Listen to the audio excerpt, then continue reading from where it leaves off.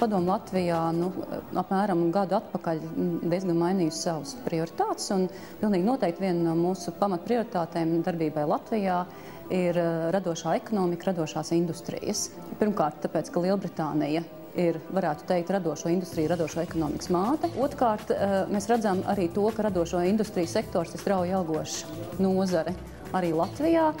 3 īpašības ir radošums.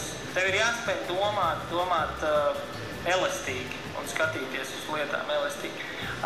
Tev ir jābūt arī diezgan tehniskajam cilvēkam, jo tev ir jāsaprot, kā kaut kādas lietas strādā, kā tas īsti notiek.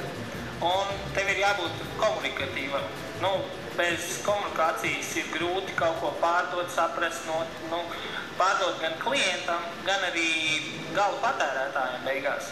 Mēs mēģinām strādāt ar klientu, saprast viņu, saprast, kad ir viņam problēma. Un ir gadījumi, kad klients nāk ar kādu projektu, bet mēs redzam, ka viņam tas nav vajadzīgs. Un tad mēs to tieši viņam sākam, ka jums to nevajag, un labāk šo naudiņu investēt uz kaut ko citu.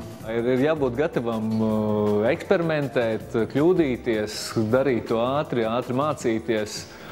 Protams, jābūt arī vīzijai, jābūt idejai, jābūt ir pietiekami spējīgam atrast jaunas kombinācijas, novērtēt kaut kādas nišas, kurās šobrīd ir vajadzīgi jauni produkti. Ja? Mums patiesībā ir ļoti daudz radošu cilvēku, kas ir pilni ar idejām, un daļa no kuriem vēl nāk šīs idejas lieliski pasniegt un izstāstīt. Un mums nav pamatā runāt, jo mēs visu laiku runājam, mums ir ideja trūkums, mēs šeit dzīvojam mazā valstī, mums nekā nav, bet lūk, šeit bija ļoti daudz jaunu cilvēku, kuri ir gatavi strādāt, rīkoties un savas idejas vēl izstāstīt citiem. Iespēja kontaktēties ar citiem cilvēkiem, tas ir tīkls galu galā, un jūs ļoti labi saprotat tīkla nozīmi uzņēmējdarbībā. Un sektoram tas dod iespējams kādu no tiem saucamiem labajiem stāstiem, ar ko valsts, teiksim, vai konkrēta valsts vai konkrēts sektors valstī var pēc tam lepoties un kas teiksim, veicina visu to sektoru kopā pasaulē. Iedvesmas avoti ir dažādi, kā jau es minēju, tās ir globālās tendences, bet, protams, iedvesma lielākoties rodās komandā, jo es neesmu vienīgais cilvēks, kas ir iesaistīts šajā projektā, un principā mēs kā komanda rodam šo iedvesmu, tāpēc noteikti tas nebūtu iespējams bez kolēģiem. Man no tiem cilvēkiem, kas bija izvēlēti šo finālu, man likās ļoti interesanti 2, iespējams 3, Ernsts Tāls un Bārstiks, viņi katrā ziņā ļoti daudz darījuši digitālajā nozarē Latvijā. Viņi noteikti.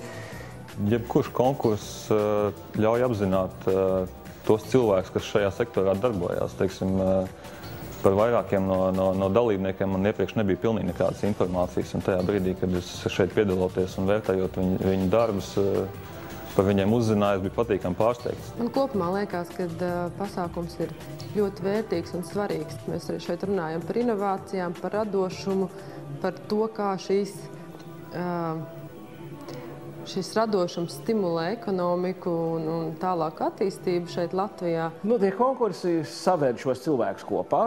Šie konkursi, par cik viņi tiek publiskoti kaut kādā veidā, viņi arī dod, teiksim, atgādina sabiedrībai, atgādina tiem, kas mēdījos par to lasa, ka tāda lieta ir, kā cilvēki, kas grib kaut ko jaunu izgudrot, kas grib iznest kaut kādu savu ideju pasaulē. Ja? Jo bez tā mēs nevaram iztikt, te visi ņemās, ka mums vajag attīstīt eksportu un mums vajag attīstīt teiksim, kaut kādas inovācijas. Lūk, te tas notiek. Ja? Es domāju, pirmkārt, tā ir vēlme mācīties, nekad neapstāties pie tā, ko tu esi uzzinājis un sasniedzis.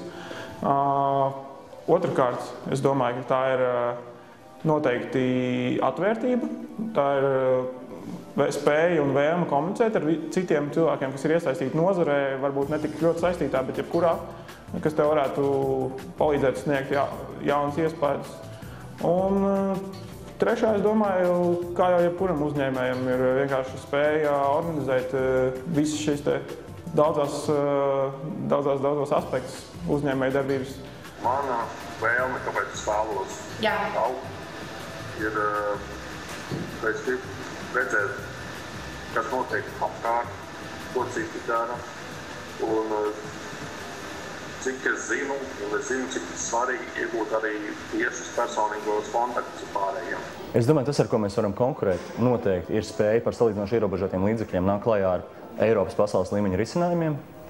Mums ir jau dabīgi izstrādāta spēja uzrunāt ļoti precīzi mērķa auditoriju, tādēļ, ka mēs dzīvojam, strādājam, darbojamies visai safragmentētā, tādā, es teiktu, no mazām kopienām sastāvošām zemē valstī, kas nozīmē, ka mēs spējam ļoti precīzi sasniegt. Un mums ir fantastiski iespēja bez 30-40 gadus liels pieredzes, kāda ir bijusi citām attīstītākajām valstīm, vienkārši pārtvert to, kas šobrīd caur internetu ir pieejams un izmantot jaunākās tehnoloģijas, jaunākās zināšanas mūsu paša interesēs, mūsu pašu vajadzībām. Es domāju, ka ļoti daudz servisi un ļoti daudzas lietas, kas šobrīd mums ir, viņas ir adekvāti ļoti daudzām citām rietumu valstīm. Ja, teiksim, runā par to, ka, ja tev ir vajadzīga interaktīva mājaslapa, tad, protams, ir Latvijā cilvēki, kas to var izdarīt. Ja tev ir vajadzīgs widgets, gadgets vai iTunes aplikācija, protams, ka tu vari atrast cilvēkus Latvijā, kas to izdara. Ja man būtu jāizvēlas jebkurš no pārējiem, tad tas būtu Ernests Tāls. Jo viens tas, kad man tiešām patīk tas, ko viņi dara, CSUN, un patiesībā savā prezentācijā, ko es prezentēju McDonald's futbola risinājumu, programmēšanu veids CSUN, un Ernests arī man no augstskolas laikiem labs draugs. Manuprāt, tas mīts, kad mēs esam strādīgāki par citiem, ir mīts liels, mēs esam slinki. Negribam strādāt un vienkārši gribam pa vieglo izbraukt. Tādēļ man liekas, ka nebūs viegli,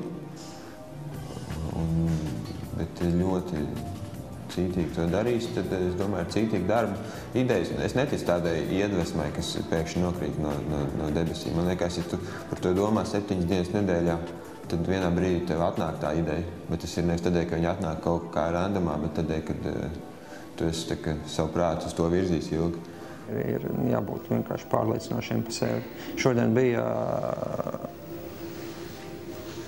forši cilvēki, kas stāstīja labas lietas, un viņi to darīja tā nedroši, un es nenoticēju. Es domāju, ka citi arī nenoticēja. Enerģija, vienmēr ir jādara vairāk, un pēdējais bija harizma, jā. Tas pats arī, jāprāt pārliecināt, apbraukt to cilvēku. Finālistiem droši vien, kad neapstāties pie neveiksmēm, jo neveiksmes ir pilnīgi normāla, es domāju, uzņēmēja darbības sastāvdaļa, un to mums arī šodien Ernests Štāls uzvarētājs šodien pateica, un tas bija ļoti simpātiski, ka viņš atzina, kad feilot un teiksim, mēģināt un krist un klupt un celties ļoti normāli.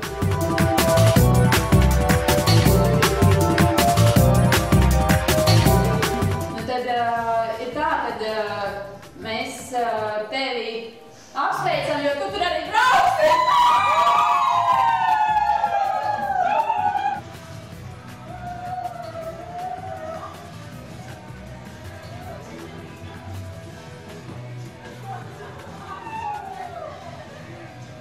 Es gribētu teikt, ka visa šī jauno radošo uzņēmēju interaktīva balva notiek projekta ietvaros, Britu padomes projekta ietvaros, kas saucās Radošā un kultūras ekonomika.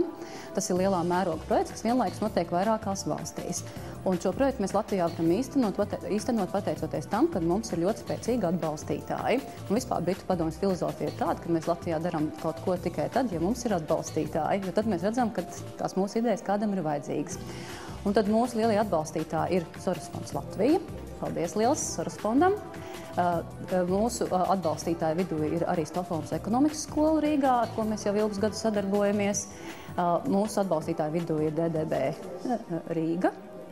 Un arī jau ne pirmo gadu kopā strādājam. Viens no mūsu jaunajiem partneriem ir Cube, par ko mēs ļoti priecājamies. Tad mums ir veiksmīga sadarbība izveidojusies arī ar draugiem LV, kam mēs sakām paldies, un mēs sakām paldies arī par tādu strateģisku atbalstu 7 grupu.